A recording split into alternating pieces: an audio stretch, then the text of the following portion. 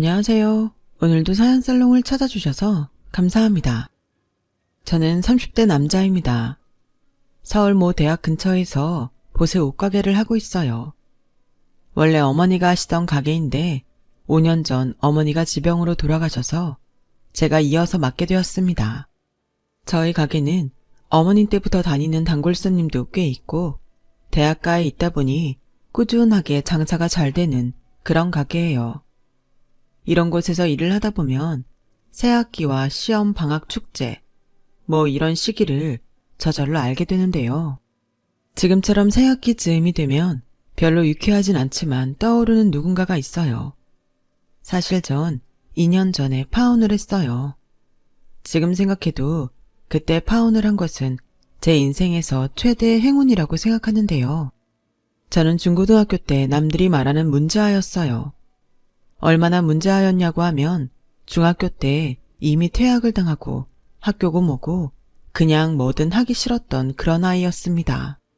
맞벌이하는 부모님이 아침에 출근을 하면 전 집에서 종일 온라인 게임에만 집중했고 아버지는 저를 포기한 상태에서 어머니만 저를 걱정하며 도시락을 싸놓고 나가시던가 아니면 돈을 두고 나가셨어요. 그러던 어느 날은 점심시간도 훌쩍 지나서 일어났는데 도시락과 검정고시 문제집들이 놓여 있었어요. 저는 이런 걸 두고 갔어 하며 무시했는데 몇 달 후 길거리에서 시비가 붙어 경찰서를 가니 제가 중학교 퇴학한 일을 가지고 저의 말을 들어보지도 않고 대학을 다니는 상대방의 말만 듣더군요. 그런 경험을 하고 나니 그때 처음 학벌이 딸리면 불이익을 받을 수밖에 없다는 사실을 알게 되었죠. 악에 받쳐 깡으로 쳐다보지도 않던 문제집을 풀기 시작했습니다. 그동안 놀았던 가락이 있어 문제집 하나 푸는 것도 독학으로는 어림없었어요. 저는 하는 수 없이 어머니한테 도움을 청했고 인강을 들으며 공부해 중학교 검정고시를 무사히 통과하게 되었어요. 처음이었어요. 열심히 하면 힘만 든다고 생각했는데 이렇게 결과를 낼 수 있다니 저는 처음 맛본 성취감에 고등학교 검정고시까지 준비하려고 했죠.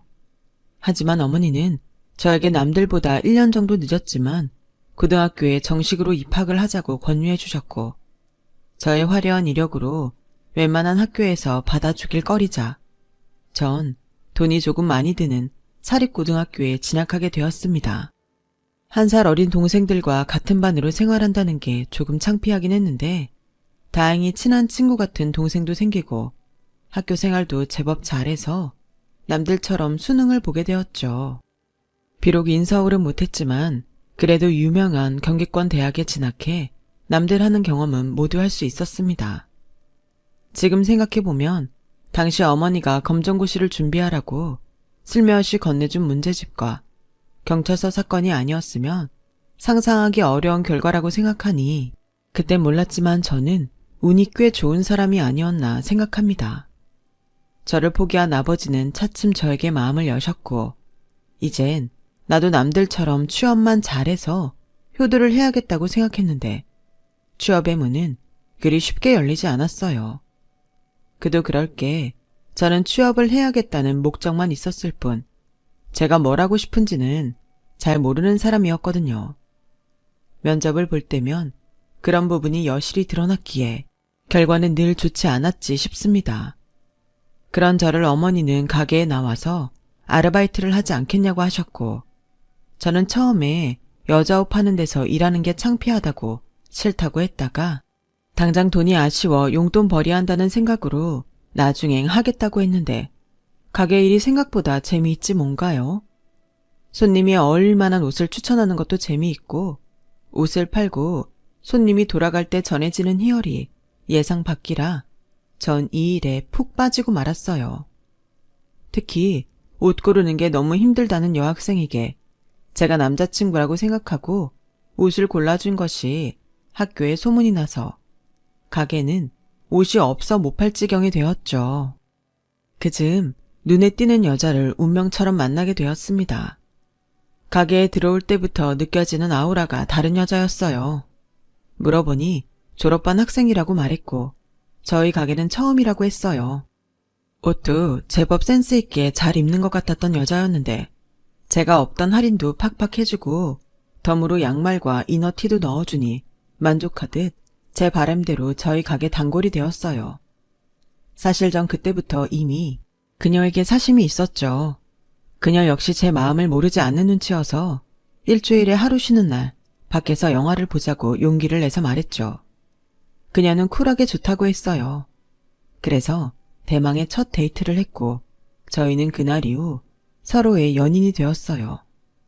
성격적인 부분도 잘 맞고 무엇보다 둘 다 패션에 관심이 있다 보니 공감대가 많아 좋았어요. 그렇게 6개월을 조금 넘어가니 그녀는 저에게 오빠는 언제까지 가게에서 아르바이트 할 거야? 취업 안 해? 라고 물었고 저는 내심 뜨끔했는데요. 꿀리고 싶지 않은 마음이 발동하니 우리 가게에 내가 맡아서 할 거야. 너도 알지? 우리 가게 매출 장난 아닌 거. 라며 허세를 부렸어요. 사실 그때까진 어머니도 저에게 그런 이야기를 하지 않았거든요. 언감생심 어머니가 가게를 주셨으면 좋겠다 하고 바라기만 할 때였어요. 하지만 저의 호기로운 이야기에도 여자친구 얼굴은 조금 식상하다는 듯 떨떠름하더군요. 그날 그렇게 찝찝하게 헤어지고 나서 여자친구는 연락이 잘 닿지 않았고 연락이 닿으면 취업 준비 때문에 바쁘다고 저를 잘 만나주지 않았어요. 네가 그냥 옷가게나 하게 생겼으니 네 여친 마음 텄다. 괜히 쪽팔리지 말고 네가 먼저 차버려. 사진 보니까 여자가 사치스러워 보이더라. 친구들은 저에게 여자친구 흉을 보며 여자친구한테 차이기 전에 먼저 차라고 제 등을 떠밀었고 저는 믿고 싶지 않았지만 그 현실을 받아들이기로 했습니다.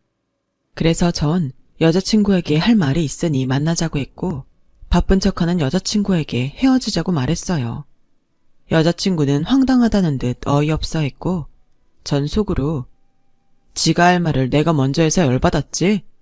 하며 쿨하게 뒤돌아섰는데 마음이 씁쓸하더군요. 아닌 척해도 일도 손에 잘 잡히지 않고 여자친구 생각이 나는 게 꽤 호되게 가슴앓이를 하는 즈음 어머니가 저에게 가게를 맡아서 해보겠냐는 제안을 하시더군요. 저는 너무 기뻐서 당연히 좋다고 말했는데 알고 보니 어머니가 앓고 계신 신장질환이 악화되어 병원에 입원해야 해서 가게를 저한테 넘기는 거였어요. 자식이라고는 저 하나뿐인데 아들인 전 어머니 아픈 것보다 가게를 넘겨받는다는 것에 좋아하다니. 참, 그때를 생각하면 어머니께 죄송한 마음뿐입니다. 어머니는 투석을 받으시면서도 병세가 호전되지 못했고 아버지와 저를 두고 세상을 떠나셨어요. 철없이 가게를 받는다고 좋아했던 그 모습이 부끄럽더군요.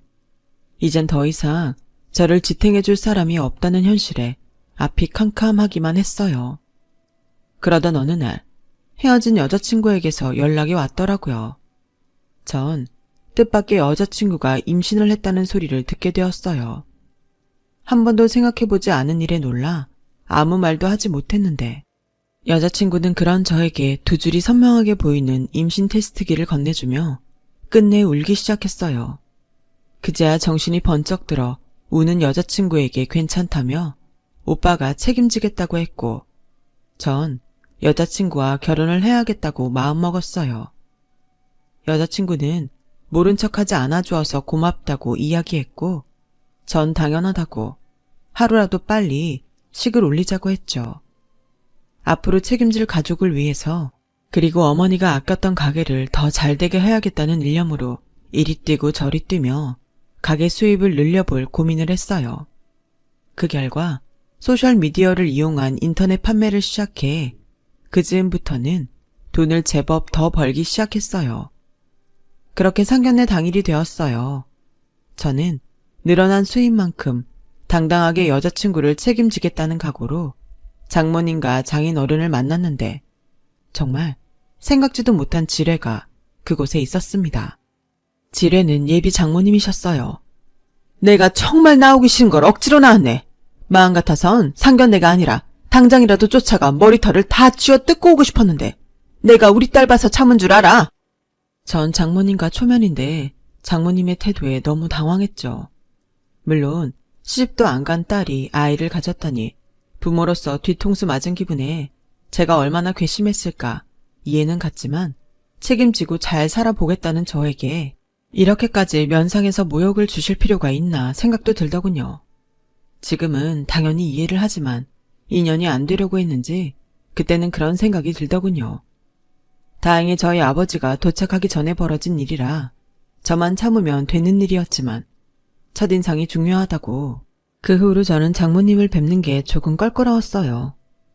곧이어 저희 아버지가 상견례장에 도착했고 본격적으로 결혼식에 관한 이야기를 나누게 되었는데 예비 장모님이 가방에서 종이봉투를 하나 꺼내 저희 쪽에 툭 내려놓으셨어요. 집은 당연히 남자 쪽에서 해야 한다고 생각해서요. 제가 봐둔 아파트가 있어서 우선 가계약을 걸어놨어요. 내일이라도 바로 가서 계약하면 좋겠네요. 저는 또다시 예비 장모님의 말에 할 말을 잃었고 그 사이 저희 아버지는 봉투에 든 것을 빼서 펼쳐보았습니다. 그 집 등기부 등본입니다. 원래 계약 전에 떼보고 하는 거라 제가 미리 떼봤어요. 그 정도 집은 해줄 수 있는 거죠. 그리고 당연히 그거에 맞는 혼수는 저희가 알아서 준비할 테니 혹여나 저희가 부당한 요구를 한다고 생각하진 않았으면 좋겠네요. 마치 그 정도는 해올 수 있지 하는 듯 예비 장모님은 도도하게 말했고 저희 아버지는 들릴 듯 말 듯 한숨을 쉬다 이렇게 말씀하셨습니다. 집이 꽤 큰 집 같은데 애들 신혼집으로 하기엔 좀 과하지 않을까요? 과하다뇨. 금방 애도 나와서 식구가 늘어날 텐데. 그리고 요즘 누가 30평대 아파트를 크다고 하나요? 설마 그 정도 할 능력이 없는 건 아니죠? 얼굴 창피하게 어디 전세나 작은 평수 생각하시면 곤란합니다. 예비 장모님은 어떤 이야기를 해도 소용이 없다는 듯 단단히 철벽을 쳤고 그 옆에 앉아있는 예비 장인어른과 제 여자친구는 말릴 생각은 없어 보여 저는 이 상황을 어떻게 해야 할까 착잡하기만 했죠. 그 뒤 집뿐만이 아니라 결혼식장이며 신혼여행, 결혼반지 브랜드 등 디테일하게 요구하셨어요. 전 그러면 혼수는 얼마나 대단하게 해오는지 궁금해서 물으니 어련히 알아서 해갈까? 자네, 내가 생각했던 것보다 욕심이 많은가 보네? 와, 저는 정말 너무 황당해서 하마터면 소리를 지를 뻔했습니다. 지금 이 자리에서 제일 욕심이 많은 사람이 누군데? 나 참. 그렇게 뱃속에 아이가 없다면 당장이라도 업고 싶다는 충동을 꾹꾹 참으며 상견례를 마쳤고 저는 여자친구를 불러 이야기를 하자고 했어요. 원래 자기 어머니 저러셔? 아니면 내가 그 정도로 싫은데 억지로 시키려니 화가 나서 일부러 저러시는 거야? 오빠야말로 왜 그렇게 나를 세워?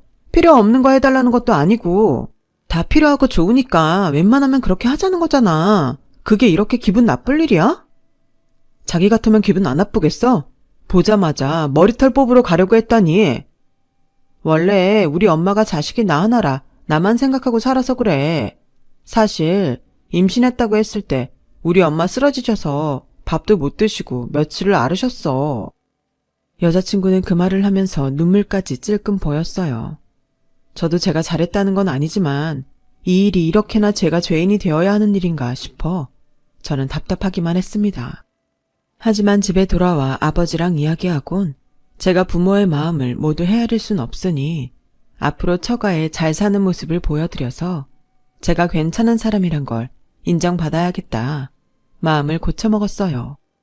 사실 집에 오면서 이 결혼하는 게 과연 맞는 걸까 고민을 엄청 했거든요. 그렇게 저는 예비 장모님이 원하시는 대로 그 주소의 아파트를 계약했어요. 고급 브랜드 아파트였는데 안을 살펴보니 거의 신축에 옵션도 웬만한 건 다 있었습니다. 그러면 안 되는데 혼수는 알아서 잘해가겠다는 장모님의 말이 계속 떠올라 일부러 꼼수를 부리시려 이렇게 옵션이 많은 집을 사라고 등 떠민 것이 아닌가 하는 생각이 들어 약이 올랐어요. 하지만 집은 재산이니까 무리를 해서라도 갖고 있어도 되지 하는 마음으로 쓰린 속을 달랬더랬죠. 뒤에도 결혼식장이며 신혼여행 코스, 결혼 반지까지 예비 장모님이 픽한 곳에 차례로 들러 계약을 하니 그 비용이 정말 어마무시하더라고요. 저는 원래 결혼이 이런 건가 싶어 친구 중에 결혼 빨리한 놈에게 전화를 걸어 상담 겸 하소연을 했고 제 친구 놈은 만나자더니 그래도 뱃속에 있는 애를 생각해서 참아. 오히려 지금 잘못했다가 결혼 내내 이 일로 들들 볶인다. 차라리 돈을 쓰고 말지 하고 그냥 참아. 라며 저에게 술을 따라 주었어요. 친구 말을 듣고 생각해보니까 결혼 준비하는 내내 저는 돈 계산에만 온통 정신이 팔려 있어서 정작 아내가 될 여자친구의 기분은 별로 헤아리지 못했다는 것을 알아차렸어요. 비로소 저도 장모님과 별반 다르지 않구나 싶어 더는 불만을 갖지 말자고 스스로 다짐했습니다.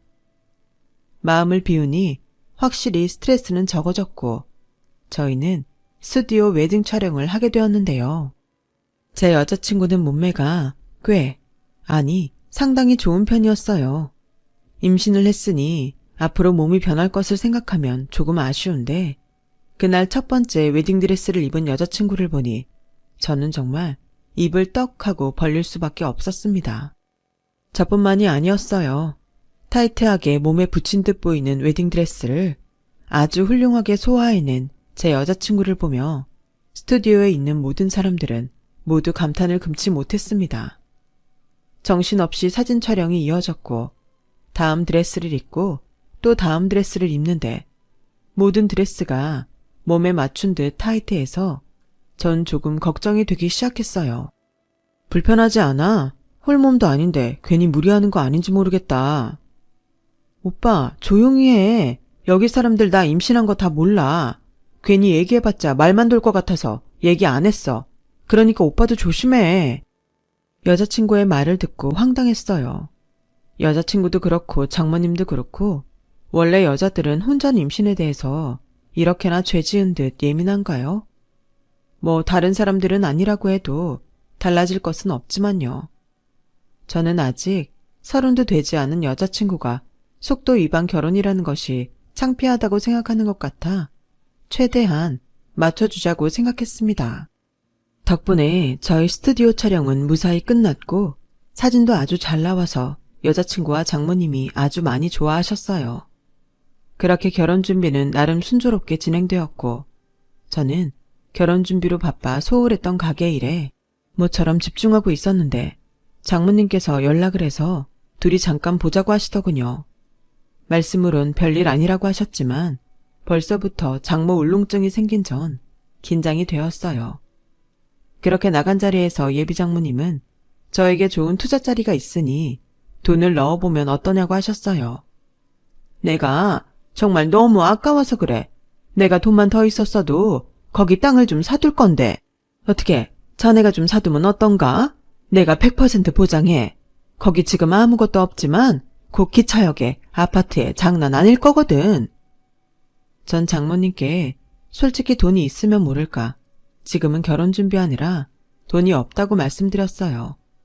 그러자 표정이 싹 바뀐 예비 장모님은 한숨을 푹푹 쉬며 저에게 들리라고 혼잣말을 하셨습니다. 내가 이래서 장사나는 남자는 별 볼 일 없다는 거야. 내가 고작 저런 놈 주려고 내 딸을 고이고이 키웠나? 아우 아까워. 죄송해요 장모님. 하지만 제가 앞으로 돈 많이 벌어서 효은이도 태어날 애기도 정말 행복하게 살게 해주겠습니다. 아, 내가 효은이한테 들었는데 자네 중학교 퇴학당했다면서.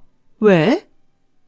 그게 사실 어릴 때 욱했던 사람이 나이 먹으면 그 버릇 못 고치고 나오거든. 괜히 우리 딸이랑 손자한테 욱해서 폭행하거나 막말하거나 그러는 거 아니야? 내가 정말 자네 생각하면 참이 불안해서 안 와. 전 듣다 그놈의 욱하는 성질에 5천만 원을 대출받아 장모님에게 드렸어요. 그러자 언제 막말을 했냐는 듯 태도를 바꿔 정서방이라 부르시면서 저에게 친절을 베푸시더라고요. 그날 저녁 전 술이라도 진탕 먹고 싶은 마음에 에라 모르겠다 하는 심정으로 친구들에게 연락을 했어요. 아직 총각이니 클럽이나 가서 놀고 싶었거든요. 당연히 여자친구가 알면 자긴 임신해서 술은 먹지도 못하는데 혼자 노냐고 비난받을 게 분명하니 일찌감치 너무 피곤해서 잔다고 거짓말을 했어요. 여자친구도 결혼 준비 때문에 피곤한지 알겠다고 자기도 일찍 잘 거라고 이야기하길래 기회는 오늘밖에 없다고 생각했죠. 저는 친구들과 오랜만에 즐겁게 몸을 풀며 술을 마셨어요. 어차피 전 곧 유부남에 애아빠가 될 몸이니 다른 여자들에겐 관심을 보이지 않았는데 제 친구들은 당연히 여자들에게 기웃기웃거리더라고요. 친구놈 중 하나가 인원수도 많고 여자들이 전부 예쁘다면서 밖에서 따라 나가 놀자고 했어요. 저는 별로 그러고 싶지 않다고 했지만 괜히 다 된 분위기에 재뿌리지 말라며 친구가 저는 아무 말 하지 말고 술만 먹으라며 저를 끌고 갔죠.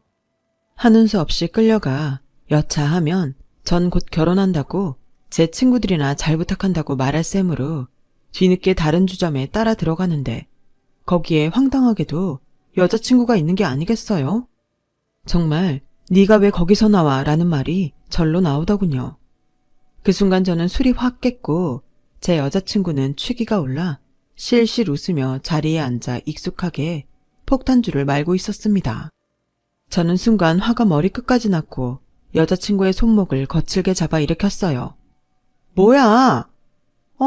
오빠. 너 지금 여기서 뭐해? 임신한 애가 지금 술을 얼마나 마신 거야? 너 미쳤어? 전 주변 시선 따윈 아랑곳하지 않고 소리를 질렀고 여자친구는 그제야 정신이 들었는지 어쩔 줄 몰라 했어요. 그런데 김효은, 너 임신했어? 너 지난주까지 그날이라고 했잖아. 조용히 해. 여자친구는 자기의 친구에게 인상을 팍 쓰며 짜증이 섞인 말을 했고 그 말을 들은 여자친구의 친구는 황당하고 기분이 나쁜 듯 자리를 박차고 나갔어요. 제 친구들은 이 상황이 뭔가 싶어 아무 말도 하지 못했고 전 여자친구에게 나가서 이야기하자고 팔을 잡아 끌었어요. 너 솔직히 말해. 네 친구 말 사실이야? 너 임신 안 했어? 했어. 설마 그런 걸로 거짓말할까봐 테스트기도 보여줬잖아. 그럼 내일 나랑 당장 산부인과 가자. 그동안 자기가 나 바쁘다고 장모님이랑 알아서 다닌다고 해서 신경 안 썼는데 내가 얘 아빠인데 이건 아니었지. 내일 당장 가자. 싫어. 아니 안 돼. 나 술 먹었잖아. 술 먹은 다음 날은 병원 가는 거 아니랬어. 그게 무슨 소리야. 오히려 더 괜찮은지 보러 가야지. 아무튼 난 남편한테 수치스러워서 그런 건 보여주고 싶지 않아. 그냥 결혼하고 오빤 태어난 애만 봐. 원래 남자들 출산하는 거 보면 욕구도 떨어지고 좋지 않다고 그랬어. 누가 그래? 니네 엄마가 그래? 저는 화가 나서 또 소리쳤어요. 그 소리에 놀란 여자친구는 거의 울 것 같은 얼굴로 그렇게 의심이 되면 이 결혼 하지 마. 그냥 없던 걸로 해. 라며 저처럼 소리를 질렀고 곧 바닥에 주저앉아 울기 시작했어요. 저는 여자친구의 행동이 조금 수상하다고 생각했죠. 아무리 말랐어도 이제 제법 배가 나와야 하는 게 아닌가 싶은데 여자친구는 여전히 날씬했고 병원을 다닌다고 했는데 남들은 다 보여준다는 초음파 사진 한 장 본 적이 없었거든요. 저도 결혼 준비에 장모님의 황당한 요구에 정신이 팔려 확인하지 못한 잘못이 있지만 이 부분은 꼭 결혼식을 올리기 전에 확인해야겠다고 생각했습니다. 여자친구를 달랬어요. 곧 함을 가지고 처가에 가는 날이었기에 그날 장모님과 여자친구에게 뚜렷한 증거를 달라고 할 작정이었거든요. 여자친구는 제가 자기를 의심했다며 상처받은 얼굴로 눈물을 닦으며 집에 돌아갔어요. 저는 대학가에 여자친구를 알만한 사람이 있는지 소수문한 끝에 예전에 저와 처음 헤어지고 바로 다른 남자로 갈아탔다는 사실을 확인할 수 있었어요. 그리고 정말 하늘이 도왔다는 듯 제가 수소문한다는 소식을 듣고 여자친구가 갈아탔다는 남자가 가게로 저를 찾아왔어요. 이유는 제가 당할 일이 눈에 뻔히 보여 도저히 모른 척할 수 없었다고 하더군요. 저는 그 남자와 계획을 짜고 함에 어마어마한 것을 넣어 처가에 갔어요. 동네 부끄러운 사위니 조용히 오라고 하셔서 정말 조용히 그 집 초인종을 눌렀고 한복을 곱게 차려입은 여자친구가 문을 열어주길래 저는 냉큼 집 안으로 들어갔어요. 제가 집 안에 들어가니 예전과 다르게 장모님이 어서 오라며 저를 반기더군요. 그동안 경황이 없어서 보여주지 못했다며 산모수첩을 꺼내주셨어요. 산모수첩엔 여자친구의 이름과 아기 초음파 사진이 붙어 있었는데 그걸 보고 있자니 손이 달달 떨려왔습니다. 그 뒤 제 뒤에서 악 하는 비명이 들렸는데 그 소리에 놀라 예비 장인까지 뛰어와 제가 가지고 온 함 안을 확인하셨어요. 사실 제가 지고 간 함 안에는 저를 도저히 모른 척할 수 없었다고 말한 그 남자에게서 받은 내용 증명과 제가 받은 것과 똑같은 임신 테스트기가 들어있었습니다. 내용 증명은 여자친구가 보낸 것으로 유산을 하게 된 날짜와 유산으로 인해 받은 정신적인 피해를 돈으로 보상하라는 내용이 적혀 있었어요. 이미 유산했으면서 마치 제 아이를 임신한 듯 테스트기를 건넨 여자친구를 생각하면 정말 구역질이 나올 정도로 참기 어려웠는데 그 뒤가 더 가관이었습니다. 오빠, 이건 다 옛날 일이야. 솔직히 말 못해서 미안한데 알아봤자 좋을 일도 없고 그 애는 유산했지만 우리 애는 건강하게 잘 있어. 사모수첩 봤잖아. 그래 정서방, 이건 오해야. 그 자식이 우리 애 해코지하려고 수작을 부리는 거라고. 거기 날짜 적힌 거 보이시죠? 시기상으로 그 뒤에 임신했다는 건 말이 되지 않아요. 전 그렇게 변명을 하고 싶으면 잠시만요. 저는 밖에서 기다리고 있는 여자친구의 전 남친에게 연락을 했고 곧 초인종 소리가 들리는데 인터폰에서 그 남자의 얼굴을 본 여자친구와 예비 장모는 소스라치게 놀라며 어쩔 줄을 몰라 하더군요. 저 사람도 같이 들으면 확실할 것 같아서 내가 불렀어요. 아니 정말 사람이 되먹지 못했네. 그렇게 믿음이 없으면서 무슨 결혼을 해. 당장 우리 집에서 나가. 나가라고. 내가 아무리 좋게 생각하려고 해도 당신들 진짜 가만둘 수가 없어. 내가 당신들 결혼 사기로 고소할 거야. 각오해. 어디 할 짓이 없어서 유산한 자식을 가지고 사기를 쳐. 사기는 무슨? 우리가 너한테 돈을 뜯었어? 무슨 피해를 줬다고? 됐으니까 당장 나가. 저는 그 집에서 나왔어요. 나오는 발걸음이 얼마나 홀가분한지. 저는 다음날 바로 두 모녀를 혼인빙자 사기죄로 고소를 했고 함 안에 들어있던 내용 증명과 제가 가지고 있던 임신 테스트기, 땅 투자 목적으로 송금된 5천만 원을 증거로 저의 완전한 승리를 이루었어요. 저는 뜯겼던 5천만 원뿐만 아니라 정신적인 피해 보상이 포함된 위자료 2억 원을 받게 되었죠. 어떻게든 주지 않으려 발버둥 치는 통에 살고 있는 부동산과 동산 압류, 급여 통장 압류 등을 통해 10원 한 장 놓치지 않고 모두 받게 되었어요. 사기 결혼이라니. 솔직히 제가 그런 걸 당할 거라고 누가 생각이나 할 수 있겠어요. 지금 생각해도 그 남자가 저의 생명의 은인입니다. 지금도 종종 만나며 좋은 친구로 지내고 있어요. 그런 일을 겪고 나니 아직은 다른 사람을 만날 생각이 없습니다. 제 마음의 상처가 아물고 나면 좋은 사람도 자연스레 만나게 되겠죠. 이렇게 이야기하고 나니 마음에서 무언가 털려나간 듯 홀가분한 기분도 드네요. 제 이야기 들어주셔서 고맙습니다. 거짓된 인연이 아닌 진정한 인연을 만나시길 진심으로 바랍니다. 저는 더욱 즐겁고 성실하게 살도록 노력하겠습니다. 여러분, 사연 댓글에 응원과 현명한 조언 부탁드려요. 좋아요와 구독은 저에게 큰 힘이 됩니다. 오늘도 좋은 일 가득하세요.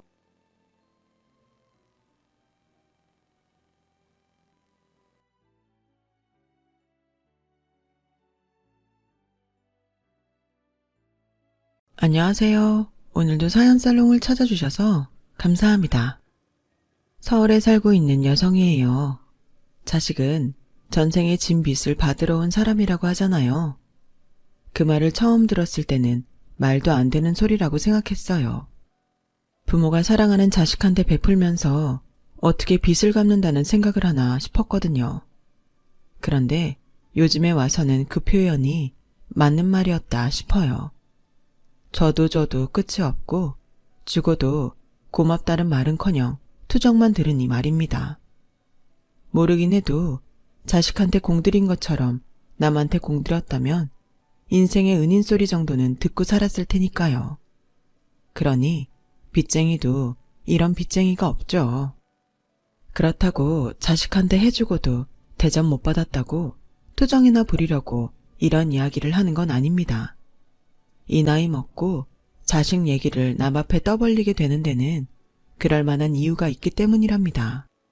저희 부부에게는 아들이 하나 있어요. 결혼 8년 만에 어렵게 가진 아이라 금지옥엽 키워온 아들이에요. 하지만 그게 독이 되었던 걸까요? 제가 교육을 잘못한 탓인지 원래 그놈이 그렇게 태어난 건지는 모르겠지만 말년에 그 아들놈 때문에 가슴에 대못이 박히게 되었네요. 저는 가난한 형편 탓에 중학교 졸업 후 바로 돈벌이에 나서야 했어요. 마침 동네 언니가 버스 안내양을 하고 있어서 그 연줄로 취직할 수 있었죠. 지금은 없어진 직업이지만 불과 80년대 초반까지만 해도 버스마다 안내양이 있었어요. 승객들한테 버스비도 받고 승하차를 돕는 일을 하곤 했죠.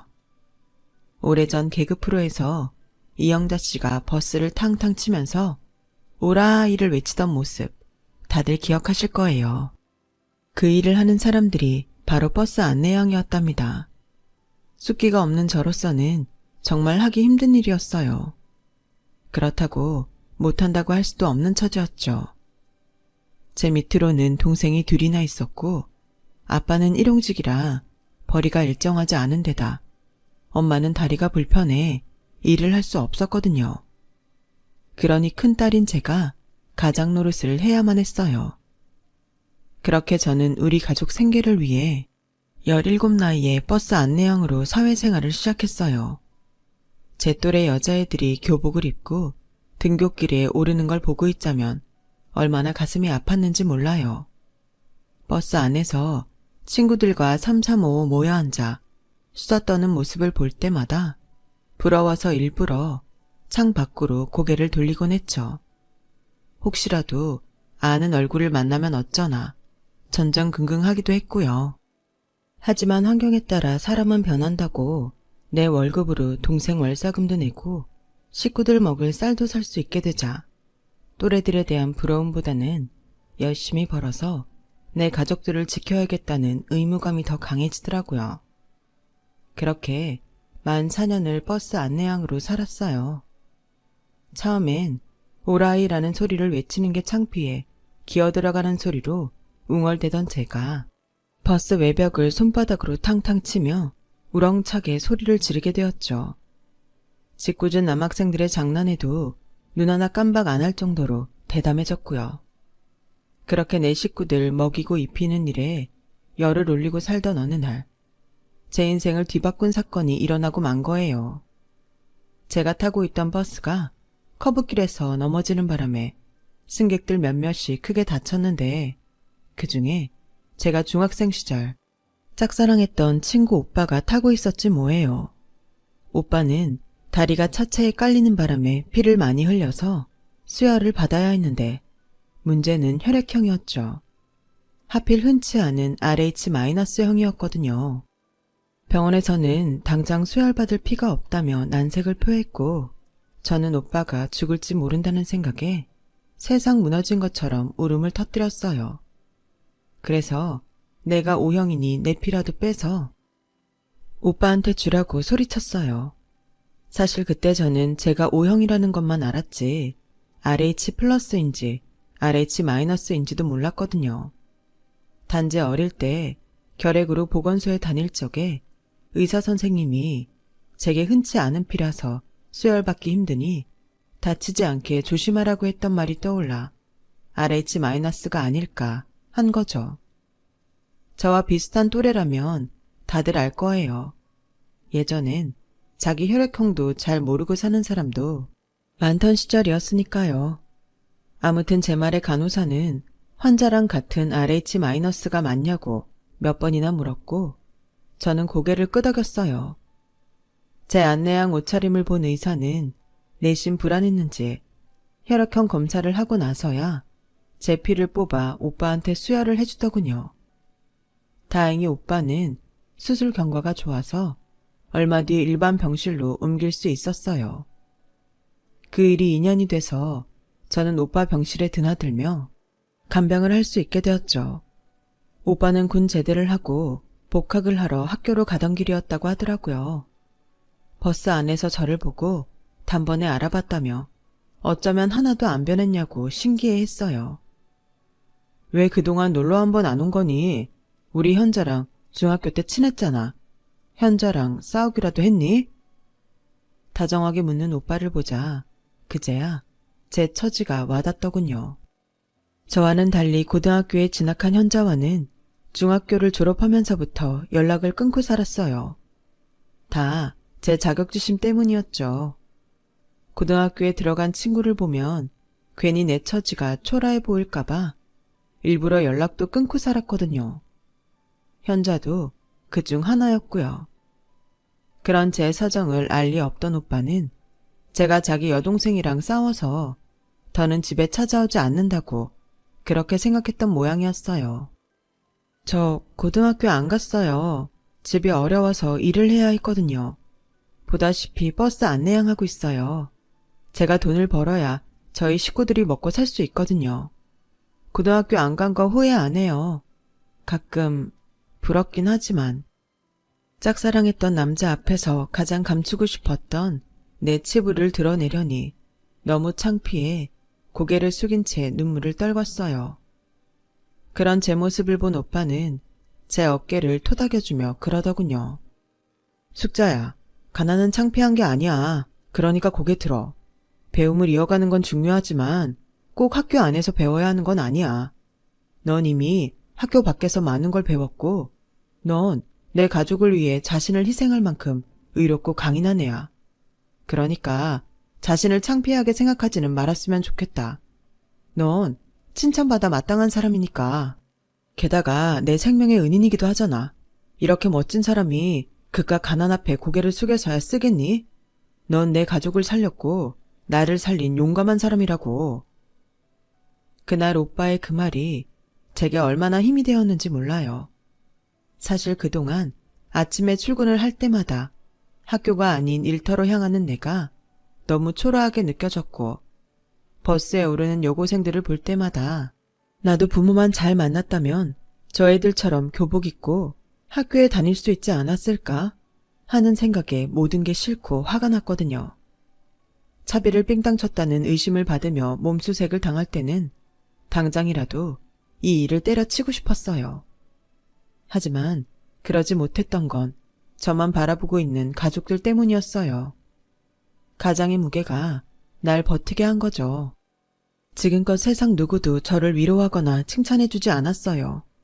저를 가난하고 하찮은 안내양으로만 바라볼 뿐이었죠. 저를 사람답게 봐준 사람은 오빠가 처음이었어요. 그래서 더 오빠 곁에 있고 싶었는지도 모르겠네요. 없는 시간을 쪼개 오빠의 병실을 드나들면서 전보다 많이 가까워질 수 있었어요. 오빠 역시 절 동생 친구가 아닌 여자로 봐주는 것 같았고요. 그렇게 시간이 흐르던 어느 날 회사로 오빠 어머님이 찾아오셨어요. 제 피로 당신 아들이 무사히 수술을 받을 수 있었다는 얘기를 전해 들으시곤 감사 인사를 하러 오신 거였죠. 숙자야, 너 아니었으면 우리 집 대가 끊길 뻔했다. 고마워서 어쩌니? 내 이 은혜는 절대 잊지 않으마. 아주머니께서는 핸드백에서 돈 봉투를 꺼내시곤 제게 건네셨어요.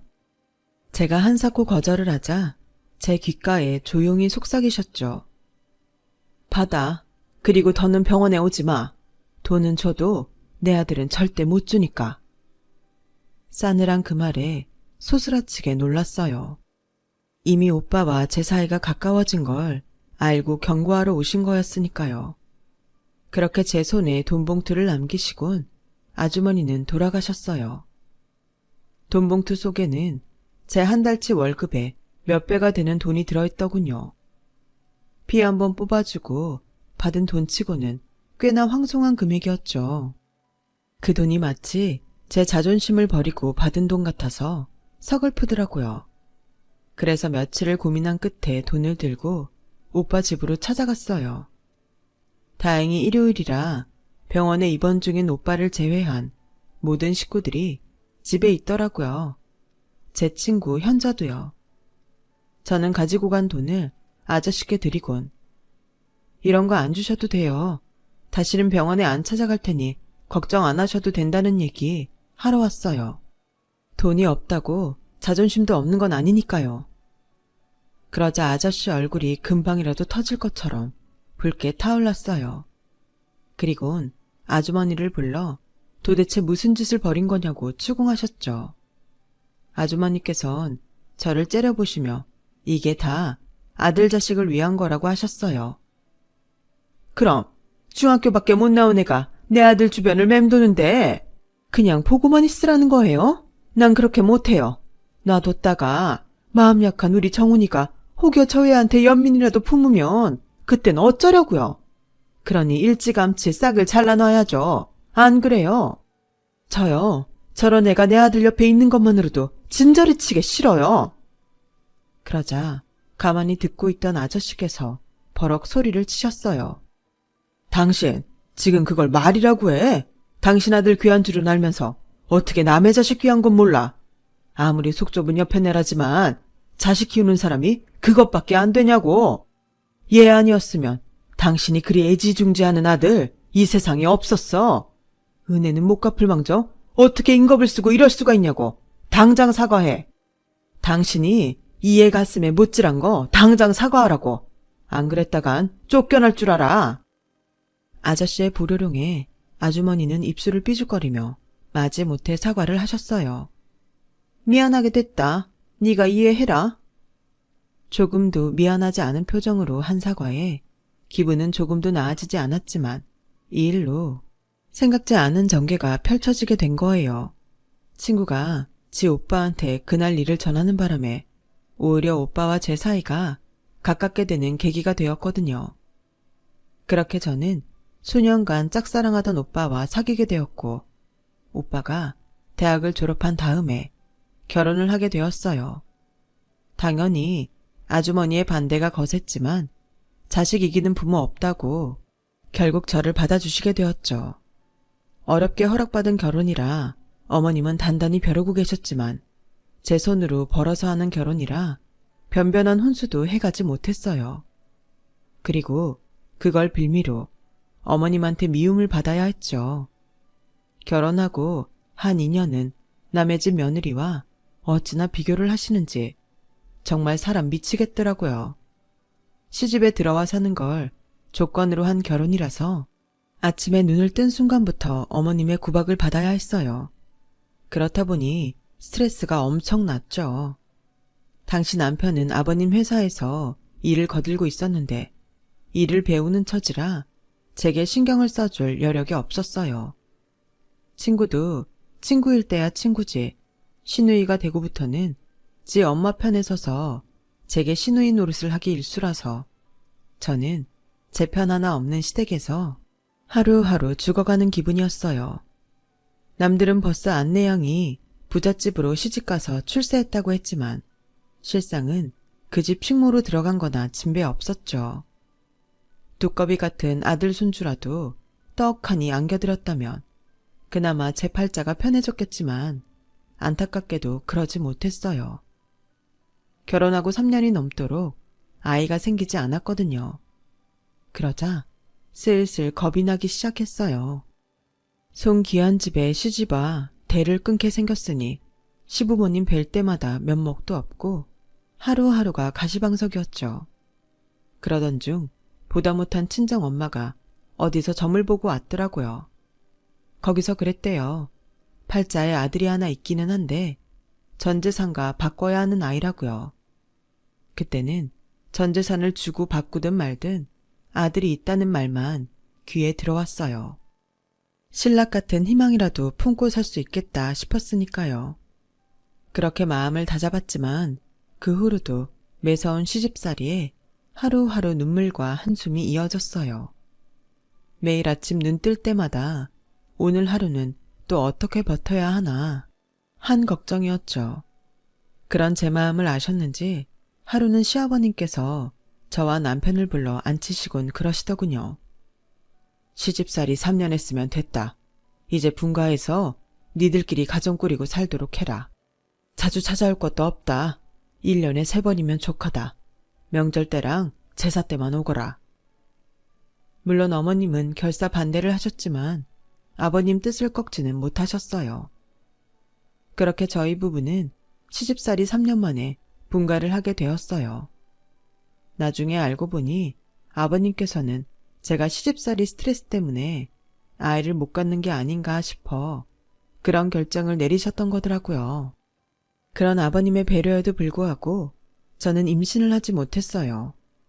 지금이야 시험관이니 뭐니 의술에 기대 난임 치료를 한다지만 당시만 해도 그런 건 꿈도 못 꾸던 시절이라 기껏해야 임신이 잘 된다는 한약이나 지어 먹는 수준이었어요. 시댁이 꽤 재력이 있던 덕에 전국에 용하다는 한약은 다 지어 먹어봤지만 허사였어요. 그렇게 결혼한 지 5년이 지나자 드디어 올 것이 오고야 말았죠. 하루는 어머님이 찾아오셨더라고요. 나도 그간 할 만큼은 했다. 그러니 네가 집을 나가든가 아니면 애비한테 밖에서 애 하나 낳아오라고 하든 양당간에 결정을 해. 그동안 우리가 너한테 못해준 게 뭐냐. 별것도 아닌 집안에서 자란 너한테 친정 기운다고 타박을 한 번 했니? 애 못 낳는다고 구박을 했니? 대궐 같은 집에서 시집살이도 없이 공주 모시듯 했잖니. 그런데도 남들 다 낳는 애 하나를 못 낳아서 나를 못된 시애미를 만드냐? 네 시누이는 너보다 결혼도 늦게 했는데 벌써 아들을 둘이나 놓고 살지 않니? 근데 넌 뭐가 잘났다고 애도 못 낳는 게 이런 호사를 누리고 사냐고? 암튼 다 필요 없으니까 네가 이 집을 나가든 씨바지를 들이든 알아서 해. 더는 못 참으니까. 저도 더는 면목이 없어서 뭐라 드릴 말씀이 없더라고요. 사실 어머님 말씀대로 제가 그간 호사를 누리고 산 건 사실이니까요. 한눈 안 팔고 일과 가정밖에 모르는 남편에 며느리 아끼시는 시아버지, 다들 어려운 시절에 끼니 걱정, 돈 걱정 안 하고 산 게 어디예요. 그렇게 따박따박 받고 사는 주제에 집안에 손도 못 잇고 있었으니 제가 입이 10개라도 할 말이 없었죠. 그래서 남편한테 더는 염치가 없어서 못 살겠다고 헤어지자고 했더니 남편이 불같이 화를 내더라고요. 자식 못 낳는다고 이혼할 거라면 애초에 결혼은 왜 했냐면서요. 전 그렇게 아이를 원한다면 입양을 하는 게 어떻겠냐고요. 당장 입양하는 게 부담스럽다면 시설에 가서 아이들을 만나보고 천천히 결정하자. 남편 뜻에 따라 고아원 봉사활동을 시작했지만 그리 탐탁치는 않았어요. 그런데 몇 번 가다 보니 아이들한테 정이 가더라고요. 나한테는 허락되지 않은 아이들이 부모한테 버려져 낯선 사람들 손에서 자라는 걸 보니 하늘이 참 무심하다는 생각도 들었죠. 이 중 하나만 내 자식으로 태어났다면 아이도 저도 마음고생은 없었을 거란 생각을 하니 더 그랬던 것 같아요. 그래서 집으로 돌아가고 나서도 내내 아이들 얼굴이 아른거렸어요. 고아원 봉사활동을 시작하고부터는 아이들 보는 재미에 빠져 시간 가는 줄 모르겠더라고요. 그렇게 2해가 지난 어느 날 드디어 그렇게 고대하던 아이를 갖게 되었죠. 우리 부부도 그랬지만 시부모님께서는 세상 누구보다 기뻐하셨어요. 그동안 아무 내색 없이 기다려주셨던 아버님이 특히 더 그랬죠. 아이가 태어나기 전에 집에는 시부모님이 사다 놔른 유아용품으로 가득했어요. 손녀인지 손자인지도 모르는 상황인데도 어머님은 남자아이 옷이며 신발을 사다 나르셨죠. 그리고 드디어 어머님 소원대로 저는 아들을 출산하게 되었어요. 하지만 기쁨도 잠시. 아이가 태어나고 100일도 되기 전 아버님 회사가 부도가 나고 만 거예요. 격리 부장이 회사 돈을 횡령해 빼돌리고 달아난 탓에 속수무책으로 회사는 무너져 버렸고 그 충격으로 아버님은 세상을 떠나고 마셨죠. 그제야 언젠가 친정엄마가 했던 말이 떠오르더군요. 전 재산을 들여 얻는 자식이라는 말이요. 부자는 망해도 3년은 간다는데 저희 시댁은 한순간에 모든 걸 잃고 길바닥에 나앉고 말았어요. 어렵게 끌어모은 돈과 세간살이를 팔아 마련한 돈으로 신촌에 사글세 방을 얻어 어머님을 모시게 되었어요. 평생 손에 물 한 번 안 묻히시고 사시던 어머님은 저와 남편이 일 나간 동안 손주를 돌보며 살림을 맡아 하셨어요. 그런 와중에도 어머님은 손주 입히고 먹이는 데는 돈을 아끼지 않으셨죠. 아이가 자라는 동안에도 어머님의 유별난 손주 사랑은 이어졌어요. 아이가 초등학교 5학년이 되도록 어머님은 손주를 씻기고 입히고 밥에 반찬을 놓아주셨어요. 아이가 원하는 건 뭐든 들어주셨고요. 손주가 어머님의 유일한 낙이라 그러지 마시라고 말릴 수도 없었죠. 그렇다 보니 아들 녀석은 언제나 지가 우선인 아이가 되었어요.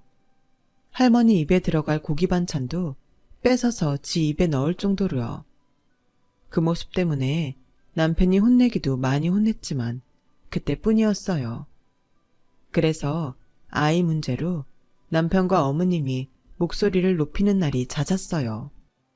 하지만 그렇게 손주 사랑이 각별하시던 어머님이 세상을 떠나시자 모든 게 제자리를 찾아가게 되었죠.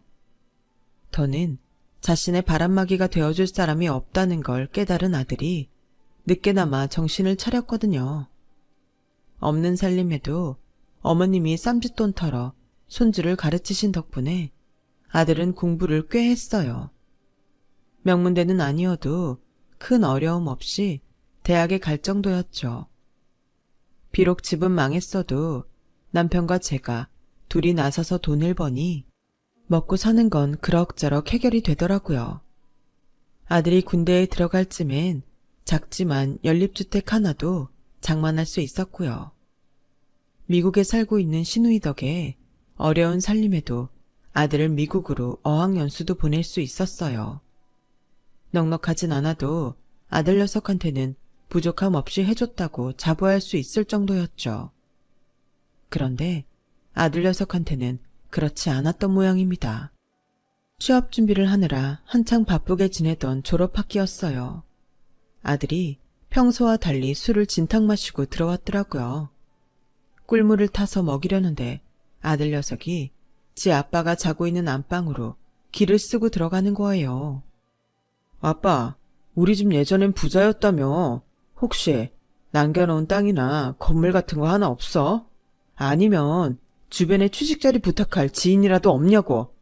나 정말 힘들어.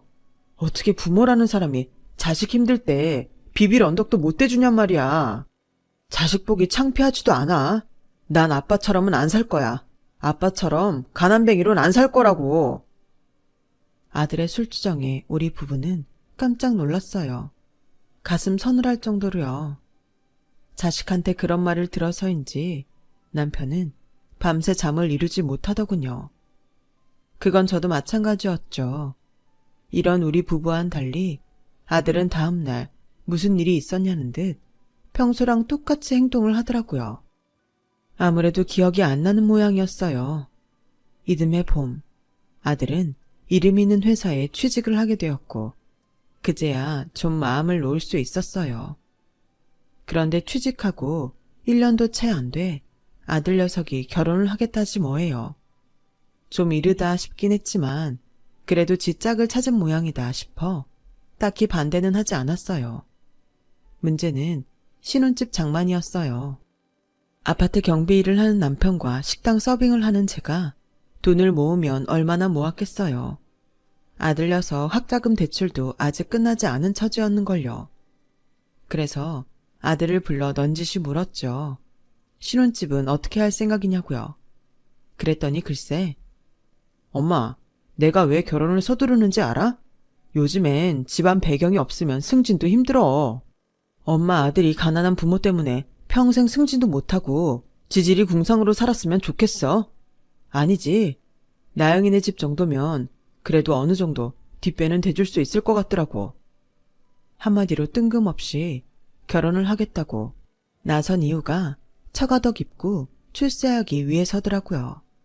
구질구질한 우리 집 형편 때문에 출세길이 막힌다나요? 엄마, 그래서 말인데 이 집 팔아주면 안 돼? 그럼 아파트 전세 보증금은 될 것 같은데 말이야. 처가 덕 좀 보려면 우리 집에서도 희생은 감수해야지. 안 그래? 솔직히 이날 이때까지 엄마랑 아빠가 나한테 해준 게 뭐 있어. 밥만 먹인다고 부모 노릇 다 했다고 하면 곤란하지. 자식한테 도움 안 되는 부모가 무슨 부모냐고. 그러니까 이 결혼 막을 생각 말고 결혼 자금 얼마나 해줄 수 있는지 말해줘. 부족한 건 대출이라도 받아야 하니까. 당당하게 집 팔아 결혼 자금 대라는 아들의 말에 저는 제 귀를 의심했어요. 기가 차서 남편한테 어떻게 말을 해야 하나 고민이 되더라고요. 그래서 벙어리 냉가슴을 앓고 있는데 사건이 터진 거예요. 아들애가 지 예비처가에 인사를 하러 갔다가 거기서 저희 남편을 만났지 뭐예요. 지금껏 지 아빠가 어디서 일하는지도 몰랐던 아들은 그곳에서 지 아빠와 마주치자 굳어버렸어요. 경비 옷을 입고 서 있는 아빠를 예비 장인한테 딱 들켜버렸으니까요. 남편도 아들 입장이 곤란한 걸 알고 어떻게 해야 하나 망설이고 있었는데 아들이 먼저 말을 꺼낸 거예요. 아저씨, 안녕하세요. 여기서 일하시는 줄은 몰랐어요. 그동안 잘 지내셨어요? 느닷없는 아들의 연기에 남편은 어떻게 대응을 해야 하나 싶었죠. 그런데 그런 걱정은 금세 산산이 부서져 버리고 말았어요. 아버님, 저희 집에서 일하시던 기사 아저씨예요. 글쎄 이랬다지 뭐예요. 남편은 아들의 말에 다리에 힘이 풀리는 것 같았지만 아들은 너무도 뻔뻔하게 그런지 아빠를 뒤로하고 예비 장인과 걸어가더랍니다. 다음날 아침 축 처진 어깨로 퇴근한 남편은 저를 보자 눈물을 떨구며 우리가 자식 농사를 잘못 지은 것 같다고 하더군요. 남편을 통해 자초지종을 들은 저는 너무 화가 나서 뒷목이 뻣뻣해질 정도였어요. 그래서 당장 아들 회사로 찾아갔죠. 그랬더니 아들놈은 저를 보자마자 대뜸 아들 회사에 찾아오면서 웃골이 이게 뭐냐고 핀잔을 주지 뭡니까. 창피하니까 용건만 말하고 가요. 그 말에 화가 치밀어 들고 있던 백으로 아들놈 귀싸대기를 날렸어요. 뭐? 창피해? 인간 같지 않은 놈아. 그래, 이날이 때까지 먹이고 키워준 부모가 창피해? 그래서 네 아빠를 네 집 운전기사라고 소개했냐? 네가 이러고도 인간이라고 할 수 있어? 그래, 돈 없는 부모 창피하다는 놈이 왜 못난 부모 집은 탐내냐? 집 팔아서 네 신혼집 마련해달라고? 어림도 없다 이놈아. 그 집이 어떤 집인데 벌어지만도 못한 니놈 체면 세워주느라 팔아? 너 잘 들어라. 네 아빠는 사람이 물러서 사돈 앞에서 아무 소리도 못하고 왔는가 몰라도 이 엄만 다르다. 내 새끼고 뭐고 내 남편 눈에서 눈물 뽑는 놈은 절대로 용서 안 해. 그러니 이참에 부모 자식 영 끊고 살자. 더는 너를 아들로 둘 수 없으니까. 아씨, 엄마 미쳤어? 부모가 돼선 꼭 이렇게 자식 앞길에 똥물 튀겨야겠어? 내가 나중에 다 갚아주면 되잖아. 결혼하면 나영이네 재산 다 내가 먹을 수 있다고. 그러니까 빌려준다 셈치고 집 좀 팔아달라는데 뭐가 그렇게 문제야. 걔네 아빠 구슬리면 내 회사도 차려주실 분이라고. 내가 돈 벌면 엄마 아빠 모른 척 하겠냐고. 그러니까 이번 결혼 위해 조금만 참아주면 안 돼? 막말로 경비나 운전기사나 다를 게 뭐야. 어차피 밑바닥 인생인데. 그러니까 일단 집 팔아 돈이나. 그때였어요. 아들이 말이 끝나기도 전에 아들 뺨으로 손이 날아왔거든요. 나영이었어요. 인간 말종 같은 새끼. 너 돈 때문에 나랑 결혼하자는 거였니? 네 부모 등쳐먹고 사는 것도 모자라 내 부모 등골까지 빼먹고 살려고? 근데 어쩌냐? 니네 부모님은 너랑 달라서 양심이 있는 분이시라 이 결혼 쪽났으니 말이야. 너희 아버님이 우리 집에 찾아와 무릎 꿇고 사과하셨다더라. 아들 자식 잘못 키워서 짐승만도 못한 놈이 됐다고. 멀쩡한 남의 집 딸 자식 인생 망치지 않도록 이 결혼 없던 걸로 해달라고 부탁하셨대. 난 그 말 안 믿었는데 지금 네가 니네 엄마한테 하는 걸 보니 네 아빠 말이 100번 옳은 것 같다. 넌 부모 사랑도 필요 없는 인간이야. 넌 사랑받을 가치도 없는 놈이니까. 결혼 없던 일로 하자. 난 돈 없는 남자랑은 살아도 짐승만도 못한 거랑은 절대 같이 못 사니까. 그러니까 다시는 연락하지 마. 아들은 나영의 다리를 잡고 늘어지며 통사정을 했지만 소용없었어요. 그날 밤 퇴근에 돌아온 아들은 지 아빠한테 왜 그런 짓을 했냐고 대들었어요. 그러자 남편이 소리쳤죠. 대학 공부까지 시켜줬으면 부모로서 할 도리는 다 한 거다. 자식을 잘못 키워 미숙한 채로 사회에 내보낸 죄는 내가 달게 받으마. 하지만 부모로서 너한테 미안한 건 하나도 없어. 부모는 네가 필요할 때 꺼내먹는 곶감이 아니야. 그러니 함부로 부모의 희생을 강요하지 마라. 앞으로는 내 집에 발도 들일 생각 말고 영 끊고 살자. 지금 이 순간부터 내 집에서 나가줬으면 한다. 남편은 미리 싸둔 아들 짐가방과 함께 아들을 집에서 내쫓았어요. 그리고 다음 날도 그 다음 날도 퇴근 시간에 맞춰서 찾아오는 아들을 기어이 집에 들이지 않았어요. 요즘 TV에서 흑수저니 금수저니 말들 많이 하잖아요. 하나같이 부모한테 받고 자란 것만 따지곤 하는데 저는 그런 자식들한테 묻고 싶어요. 당신들은 부모님한테 얼마나 하고 살았냐고요. 부모 자식 간에도 정이든 돈이든 오가는 게 맞지 않을까요? 일방적인 관계는 세상에 없으니까요. 제 사연을 들어주셔서 감사합니다. 들어주신 분들 가족과 건강하고 무탈하게 행복하셨으면 좋겠습니다. 여러분, 사연 댓글에 응원과 현명한 조언 부탁드려요. 좋아요와 구독은 저에게 큰 힘이 됩니다. 오늘도 좋은 일 가득하세요.